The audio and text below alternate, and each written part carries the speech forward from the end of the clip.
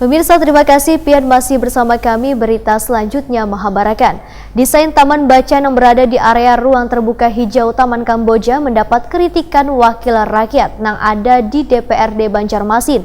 Lantaran taman baca atau perpustakaan yang bahannya dari kontainer ini bila diguyur hujan banyu merembes masuk ke dalam ruang baca.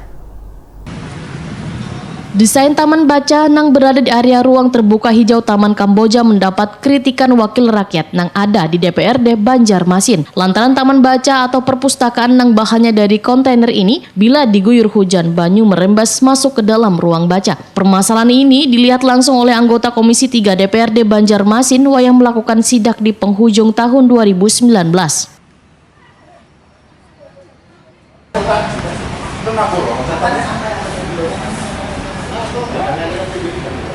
Ini mau undang-undang ngomongin apa? Ini bukan rembes. Pupuk, rembes bawah. Apalagi mana pupuk?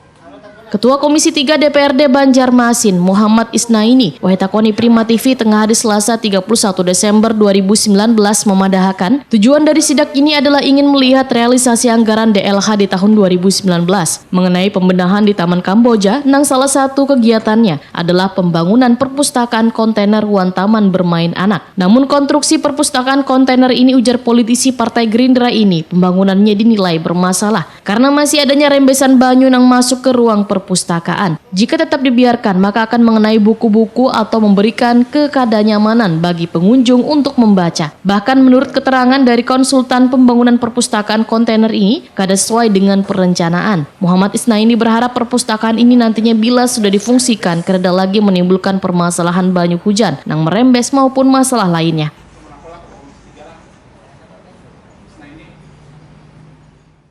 Saya kira saya juga masih terlalu awam untuk mengatakanlah untuk membongkar ini, tetapi kalau misalkan ada cara yang lebih murah atau lebih sederhana bagaimana untuk mengantisipasi agar air ini tidak merembes, inilah yang mungkin akan kita sampaikan ke Badan Lingkungan Hidup. Yang kedua juga masalah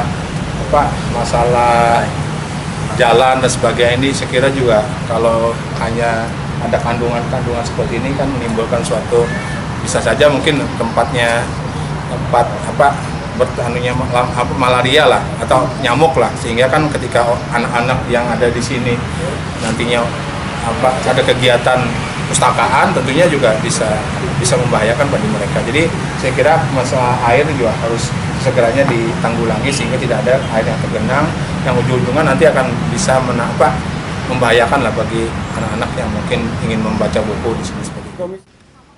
Muhammad Isnaini mengaku belum merasa puas melihat akhir dari pembangunan perpustakaan kontainer ini karena belum bisa dimanfaatkan dengan baik akibat adanya rembesan banyu tersebut. Jika adanya alasan kada bisa dibuka lantaran anggaran tersedia terbatas, artinya perencanaan awal sudah kada tepat. Sementara itu, Kepala Dinas Lingkungan Hidup Banjarmasin, Muhyar, menyatakan bila banyu yang masuk di sekitar ruang baca itu bukanlah berasal dari rembesan, namun dari lubang sirkulasi udara. Muhyar pun berjanji pada tahun 2020 ini seberataan dan kekurangan yang berkaitan dengan taman baca tersebut akan diselesaikan sehingga akan bisa dimanfaatkan oleh publik.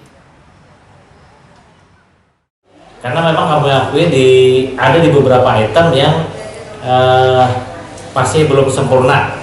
Nah, termasuk kemarin yang jadi sorotan oleh anggota dewan kan, yang rumah baca itu kan karena ada air yang masuk. Sebetulnya bukan rembesan lah itu karena atapnya itu di lubangnya untuk sirkulasi.